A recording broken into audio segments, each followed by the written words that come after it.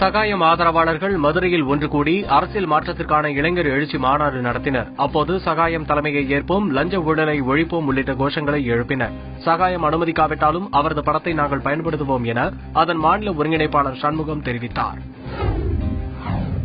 புதுக்கோட்டை அருகே சாலை விபத்தில் காயமடைந்து உயிருக்கு போராடிய 4 பேரை அந்த வழியே சென்ற சுகாதாரத்துறை அமைச்சர் விஜயபாஸ்கர் தனது வாகனம் மற்றும் பாதுகாவலர் வாகனத்தில் சிகிச்சைக்காக மருத்துவமனைக்கு அனுப்பி வைத்தார்.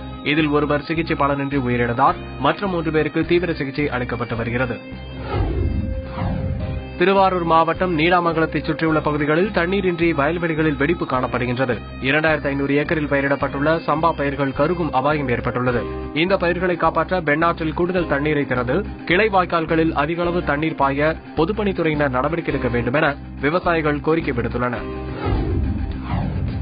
நாமக்கல் மாவட்டம் ராசிபுரம் அருகே உள்ள போதமலை பகுதியில் சந்தன மரங்களை வெட்டி கடத்துவதாக வனத்துறைக்கு புகார் வந்தது. இதையடுத்து அங்கு சென்று சோதனை நடத்திய அதிகாரிகள் 3 பேரை கைது செய்தனர். அவர்களிடமிருந்து 3 கிலோ சந்தன மரக்கட்டைகளை பறிமுதல் செய்தனர்.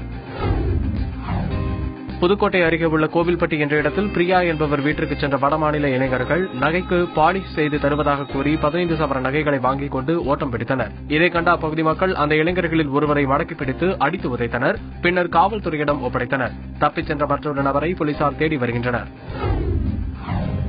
திருப்பூர் மாவட்டம் உடுமலை அருகே சோழமாதேவியில் உள்ள செங்குளம் சேகமா தர்காவில் 58வது கந்தூரி விழா வெகு விமரிசையாக நடைபெற்றது. மழை வெள்ளத்தால் பாதிக்கப்பட்ட மக்களின் நலனுக்காக கூட்டு பிரார்த்தனை நடத்தப்பட்டது.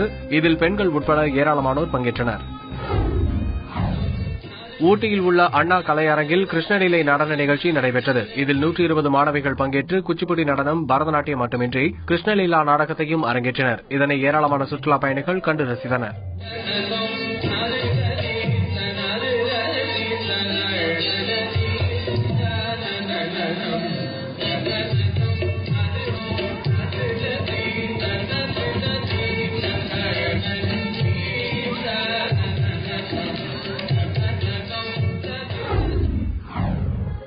ஈரோடு அருகே தனியார் பள்ளி ஒன்றில் நடைபெற்ற மாநில அளவிலான பரதநாட்டிய விழாவில் 100க்கும் மேற்பட்ட மாணவ மாணவிகள் பங்கேற்றனர். 150க்கும் மேற்பட்ட பள்ளிகளில் இருந்து வந்து பங்கேற்று தங்களது திறமைகளை சிறப்பாக வெளிப்படுத்திய மாணவ மாணவிகளுக்கு பரிசுகளும் விருதுகளும் வழங்கப்பட்டன.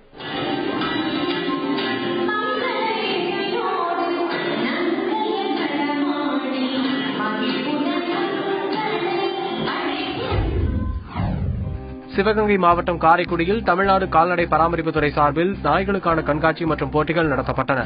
இதில் லேப்ரடார், ராட்வீலர், டால்மேஷன் உட்பட பல வகை நாய்கள் பங்கேற்றன. நாய்களின் அணிவகுப்புகளையும் போட்டிகளையும் ஏராளமான பார்வையாளர்கள் கண்டு களித்தனர். போட்டிகளில் வெற்றி பெற்ற நாய்களுக்கு சான்றிதழ்களுடன் கேடயமும் வழங்கப்பட்டது.